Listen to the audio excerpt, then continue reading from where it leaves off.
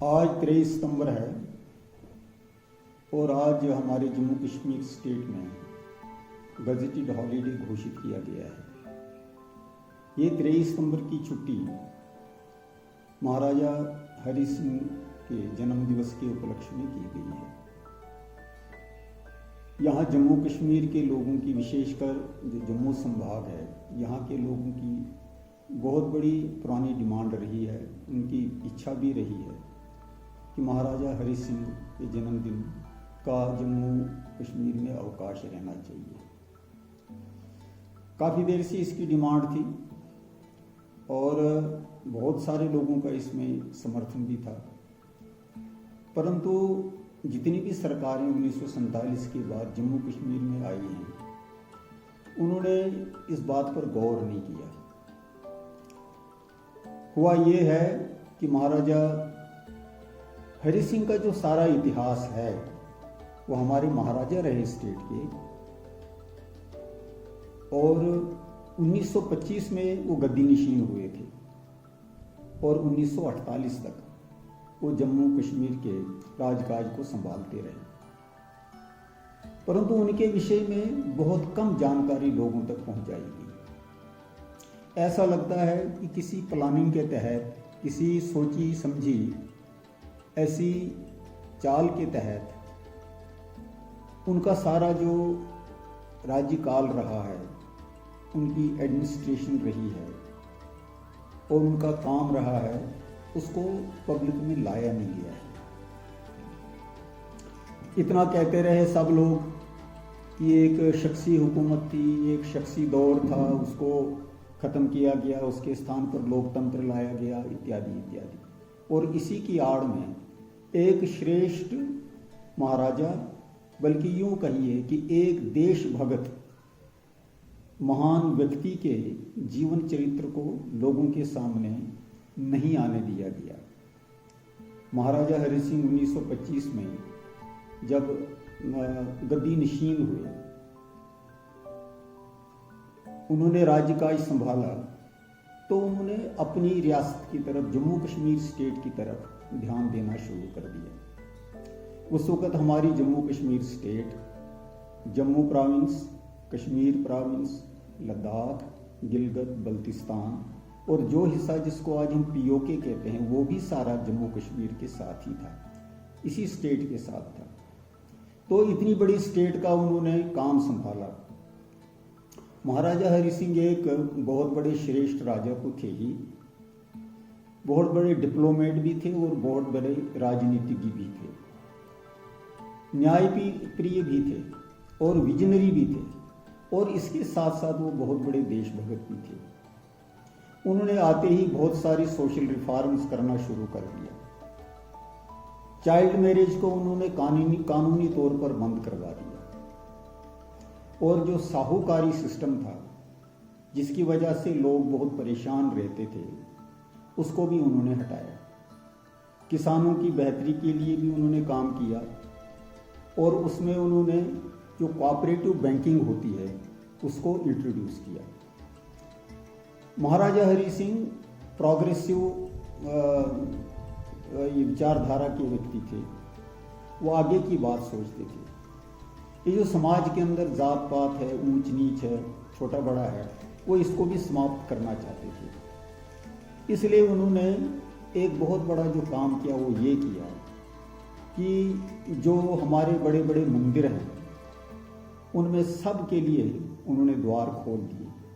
उन्होंने ऐसा कानून बनाया कि हमारे मंदिरों में, हमारे धर्म स्थलों में हर कोई व्यक्ति जा सकता है। उसकी जाति या उसका जो सोशल स्टेटस है उसको ध्यान में रखने की आवश्यकता नहीं है, क्योंकि भगवान के सामने सभी बराबर होते हैं। धर्म, भेदभाव या सामाजिक बंटवारा या ऊंच नीच की भावना ये नहीं सिखाता है। इसी प्रकार से और भी बहुत सारे उन्होंने नए नए कानून हमारी इस जम्मू कश्मीर स्टेट में इंट्रोड्यूस किए। उन्हीं के समय में एक गलांसी कमीशन बना था, और उस कमीशन ने अपनी रिपोर्ट जो दी, उसमें जो रिकमेंडेशंस दी उन्होंने, महाराजा हरि सिंह ने सभी रिकमेंडेशंस को माना और उसके अनुसार बहुत सारी चेंजेस हमारी स्टेट में, इस राज्य में उन्होंने इंट्रोड्यूस की। जैसे उस ग्लांस कमीशन की रिपोर्ट में ये दिया हुआ था कि यहाँ एक असेंबली होनी चाहिए, एक पीपल्स फोरम होना चाहिए जो महाराजा को असिस्ट करेगा और जिसके थ्रू लोग अपनी बात महाराजा तक, सरकार तक पहुँचाएंगे। तो वो प्रजा सभा के नाम से ऐसी असेंबली बनाई गई। उसमें 77 के करीब सदस्य रखे गए। कुछ चुनकर आने थे और कुछ महाराजा की जो कैबिनेट थी उसकी ओर से नियुक्त करने थे। चुनाव हुए। 21 में से 19 उस वक्त जो मुस्लिम कॉन्फ्रेंस थी कश्मीर में, तो उसके सदस्य चुनकर आए। बाकी सदस्य जम्मू संभाग से भी चुने गए और जो महाराजा ने, उसकी कैबिनेट ने नियुक्त करने थे वो भी नियुक्त किए गए और इस प्रकार से प्रजा सभा बनाई गई। यानी वो जो असेंबली थी, यहाँ किश्तवाड़ से जगतराम एरियन वो यहाँ से प्रजा सभा के मेंबर रहे। इस तरह से सभी एरियाज़ को रिप्रेजेंटेशन वहाँ मिली। तो ये बहुत बड़ा स्टेप था। उस वक़्त हमारे देश में 550 से अधिक छोटी बड़ी रियासतें थीं। उन रियासतों में इस तरह की रिफॉर्मेशंस उस वक़्त सब में नहीं हुई। महाराजा हरि सिंह एक विजनरी थे, वो आगे की बात सोचते थे।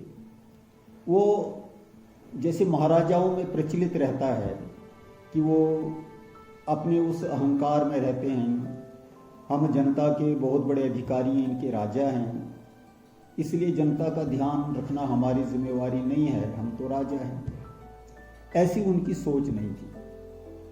वो जनता के लिए समर्पित रहते थे और न्याय व्यवस्था और न्यायप्रियता उनकी तो सर्वविदित है। जम्मू कश्मीर में लोग महाराजा हरि सिंह के शासन को आज भी याद करते हैं। जो पुराने लोग हैं, बुजुर्ग उस जमाने के, वो कहा करते थे, कश्मीर में भी, इधर जम्मू में भी वो कहा करते थे कि महाराजा हरि सिंह का जो शासन था उसमें न्याय व्यवस्था बड़ी ज़बरदस्त किस्म की थी, जो कि आज नहीं है। उस वक़्त चोरी के लिए बड़ा सख्त दंड होता था और महिलाओं का सम्मान होता था। महाराजा हरि सिंह के विषय में ऐसी बहुत सारी घटनाएं लोगों ने स्वयं बताई हैं और ऐसी घटनाएं चश्मदीद भी हैं। जैसे बताया जाता है कि उनका एक एडी कॉन्ग था, उसने किसी महिला को एक बार, गुजर समुदाय की थी, उस पर कोई कुदृष्टि डाली। महाराजा ने ये देख लिया तो उन्होंने उसको हटा लिया और उसको दंडित भी किया। महाराजा हरि सिंह को पटियाला के महाराजा ने इनवाइट किया था। वहाँ उनका कोई बहुत बड़ा फंक्शन हो रहा था। उस फंक्शन में कल्चरल शो भी था। महाराजा हरि सिंह ने देखा कि उस कल्चरल शो में कश्मीर से आई हुई एक बालिका नृत्य कर रही थी, नाच रही थी, अपना प्रस्तुत कर रही थी वो अपनी कला। महाराजा हरि सिंह को ये बर्दाश्त नहीं हुआ कि मेरे राज्य की, जहाँ का मैं प्रशासक हूँ, वहाँ से कोई लड़की आकर दूसरे राज्य में इस तरह से नाचे। तो इससे वो बड़े विक्षुब्ध हुए और वो सारा शो छोड़कर वो वापस चले आए। महाराजा हरि सिंह भेदभाव नहीं करते थे किसी धर्म के आधार पर, पंथ या संप्रदाय के आधार पर। सबके प्रति उनकी समान रूप से नज़र होती थी। शिक्षा के क्षेत्र में उन्होंने बहुत काम किया। महाराजा हरि सिंह के समय में जब वो गद्दीनशीन हुए थे तो 700 सवा 700 स्कूल थे। उनके दौर में 1948 तक हमारे जम्मू कश्मीर स्टेट में 20,000 स्कूल खुले। इसी तरह स्वास्थ्य सेवाओं में भी उन्होंने अपने समय में काम किया। जम्मू और कश्मीर में 2 बड़े बड़े हॉस्पिटल बनाए, जैसे SMGS जम्मू में, SMHS कश्मीर में। स्वास्थ्य की दृष्टि से भी बहुत उन्होंने काम किया है। और रोजगार बढ़ाने के लिए उन्होंने एक सर्विस सिलेक्शन टाइप का इस तरह का एक बोर्ड भी बनाया था। महाराजा हरि सिंह देशभक्त भी थे। वो ये जानते थे कि हमारे सारे देश में अंग्रेज़ों के साथ आज़ादी के लिए संघर्ष चल रहा है। उस संघर्ष में वो पूरी तरह से शामिल रहे, जबकि बाकी देश के अंदर, भारत के अंदर जो बाकी राजे रजवाड़े थे, उनको चिंता थी कि अगर आज़ादी मिल गई, अंग्रेज चले गए, तो हमारी गद्दियाँ खत्म हो जाएंगी, हमारी हुकूमतें हमसे छिन जाएंगी, हम राजे नहीं रहेंगे। परंतु महाराजा हरि सिंह को इस बात की तनिक भी चिंता नहीं थी। वो अपने देश की स्वतंत्रता के लिए अपनी ओर से भरसक प्रयत्न करते थे। यहाँ जितने भी राजे थे इस वक्त हमारे देश में, उन राजाओं का एक मंडल था जिसको राजमंडल संभवतः इस नाम से जाना जाता था, उसके ये अध्यक्ष भी रहे। और 1931 की गोलमेज कॉन्फ्रेंस में इन्होंने लीड किया था उस राजमंडल को, और बर्तानिया में गए थे। और वहाँ जब उन्होंने गोलमेज कॉन्फ्रेंस में अपना भाषण दिया तो उन्होंने स्पष्ट कहा, तीखे शब्दों में कहा कि अंग्रेज़ों को भारत छोड़ देना चाहिए, भारत पर शासन करना उनका अधिकार नहीं है, और हमें भारतवासियों को पूर्ण स्वराज्य चाहिए। स्वराज्य चाहिए मतलब हमारा रूल चाहिए, हम अपने देश पर रूल करेंगे, हुकूमत करेंगे। उस गोलमेज कॉन्फ्रेंस के बाद किसी ने उनसे पूछा कि आप देश की आज़ादी के लिए इतने ज़ोरदार शब्दों में प्लीड करते हो, तो आप ज़रा ये बताइए कि क्या आप अपनी स्टेट को भारत गणराज्य में शामिल करने के लिए तैयार हो जाएंगे, छोड़ेंगे अपनी गद्दी? तो उन्होंने कहा था कि मैं सबसे पहला महाराजा हूँगा जो अपनी स्टेट का विलय भारत रिपब्लिक में कर देगा। 1942 की गोलमेज कॉन्फ्रेंस में दोबारा वो लंदन में गए थे और वहाँ फिर उन्होंने अपने देश का जो आज़ादी का विषय था, स्वतंत्रता का विषय था, वो उन्होंने सबके सामने रखा। अंग्रेज़ों की आंखों का तो ये कांटा बन गए, क्योंकि बाकी और भी राजे महाराजे जो हमारे देश के थे, प्रायः वो अंग्रेज़ों के खिलाफ इतना तीखा नहीं बोलते थे, इस प्रकार से खुलकर नहीं बोलते थे, क्योंकि सबके कुछ न कुछ स्वार्थ रहते थे। और सभी अंग्रेज़ों से, बहुत सारे ऐसे राजे महाराजे थे जो अंग्रेज़ों से भयभीत भी रहते थे, लेकिन ये एक ऐसे महाराजा थे जो अंग्रेज़ों से कभी नहीं डरे, और जब भी मौका मिला तो उन्होंने अंग्रेज़ों के खिलाफ खुलकर बोला और अपने देश की आज़ादी और देश की स्वतंत्रता के लिए खुलकर बोले। और इस केस को जहाँ रखना चाहिए था, जिस फोरम पर रखना चाहिए था, वहाँ उन्होंने बड़े ज़ोरदार तरीके से केस को रखा। अंग्रेज़ों की नाराज़गी के बावजूद जो वार काउंसिल थी यहाँ बनाई हुई थी अंग्रेज़ों ने, उन्होंने उस वार काउंसिल का उन्हें अध्यक्ष रखा था। जब 1947 में देश हमारा आज़ाद हुआ तो उस वक़्त हमारी जम्मू कश्मीर स्टेट का भी विलय होना था, जो इंडिया इंडिपेंडेंस एक्ट था उसके अनुसार। जो हमारी स्टेट्स थी उनको या तो इंडियन डोमिनियन में शामिल होना था या जो ये पाक डोमिनियन था उसमें शामिल होना था। सब ने किया, सभी स्टेट्स ने एक्सेशन की, सभी स्टेट्स ने इस कानून के तहत भारत में अपना विलय कर दिया। जम्मू कश्मीर में कुछ देरी हुई, उस देरी के बहुत सारे कारण हैं। उसमें इतिहास के जो बहुत सारे उतार चढ़ाव होते हैं वो देखे गए, बहुत सारी साजिशें उसमें देखी गई। सबसे बड़ी साजिश तो अंग्रेज़ों ने बनाई। उन्होंने महाराजा हरि सिंह के खिलाफ यहाँ जम्मू कश्मीर में पैरेलल पॉलिटिकल पार्टीज़ या पैरेलल ये जो पॉलिटिकल ये आउटफिट्स होते हैं वो खड़े करने शुरू कर दिए। पंडित जवाहरलाल नेहरू भी महाराजा हरि सिंह को नहीं चाहते थे।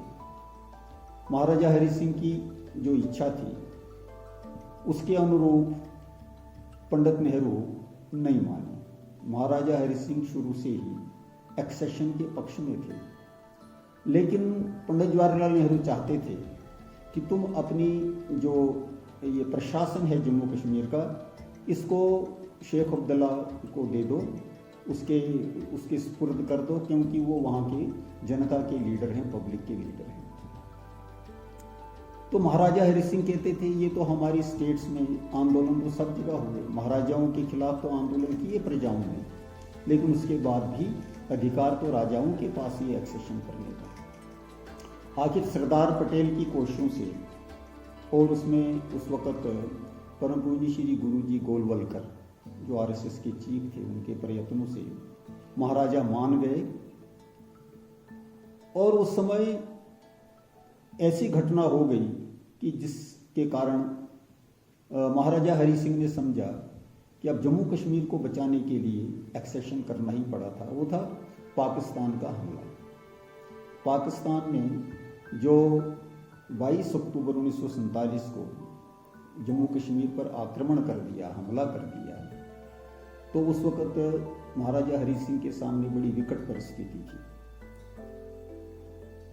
जम्मू कश्मीर की रक्षा करनी थी, अपने पास पर्याप्त सुरक्षा बल नहीं थे। यद्यपि महाराजा हरि सिंह ने रिक्वेस्ट की उस वक़्त भारत सरकार से कि जम्मू कश्मीर को बचाने के लिए आप सेना इत्यादि भेजो, आप यहाँ फोर्सेस भेजो, लेकिन लॉर्ड माउंटबेटन नहीं माने। उनका ये कहना था कि पहले जम्मू कश्मीर का इल्हाक भारत के साथ हो, उसके बाद हम फोर्सेस भेजेंगे। तो 26 अक्टूबर को एक्सेशन हो गया और 27 अक्टूबर को सेनाएं यहाँ आ गई।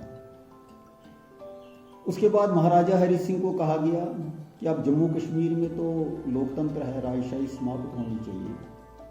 तो महाराजा हरि सिंह ने भी इसको स्वीकार किया और 1948 में वो जम्मू कश्मीर छोड़कर बॉम्बे चले गए। अपने सुपुत्र श्री डॉक्टर करण सिंह को उन्होंने यहाँ का रीजेंट बनाया। उसके बाद उनको सदर रियासत बनाया गया और जम्मू कश्मीर का शासन जो था वहाँ यहाँ लोकतांत्रिक व्यवस्था बन गई, जो सब जगह हुई। ये कोई ऐसी घटना नहीं थी जिसके लिए महाराजा हरि सिंह कोई रोड़ा बने हुए थे या वो ऐसा नहीं चाहते थे। वो ये जानते थे कि सारे देश में राजशाही समाप्त हो रही है, लोकतांत्रिक व्यवस्था है, सब जगह जनता की ये इच्छा है कि अब हमारे देश में लोकतांत्रिक व्यवस्था स्थापित हो, और महाराजा हरि सिंह ने उसका पूरा समर्थन किया और निस्वार्थ भाव से सारा उन्होंने सुपुर्द कर दिया यहाँ की जनता के हाथों में और स्वयं बम्बई चले गए। महाराजा हरि सिंह एक बहुत बड़ी पर्सनैलिटी थे, एक बहुत बड़ा व्यक्तित्व थे, लेकिन जिसे हम लोकतांत्रिक व्यवस्था कहते हैं इसमें बहुत सारे दोष भी हैं। लोकतंत्र को चलाने वाले लोग ये समझते हैं कि हम ही हैं, हमारे अतिरिक्त तो दूसरा कोई लीडर नहीं, दूसरा कोई नेता है ही नहीं, जो भी कुछ अच्छा करते हैं तो हम ही करते हैं, दूसरा किसी ने किया नहीं, न कर सकते हैं। इस प्रकार की एक सोच होती है, एक सेंटीमेंट बना हुआ होता है।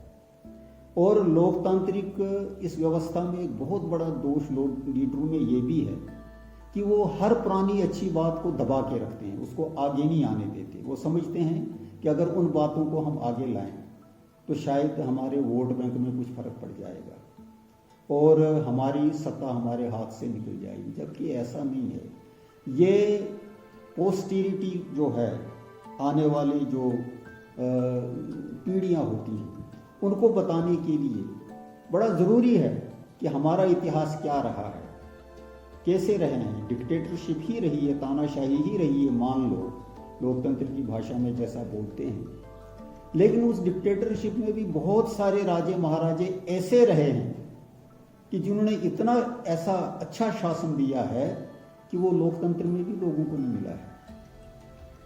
ये बदकिस्मती रही है हमारी स्टेट की कि महाराजा हरि सिंह जैसे ऐसे महान राजा का या महापुरुष का जो इतिहास था वो लोगों के सामने नहीं लाया गया।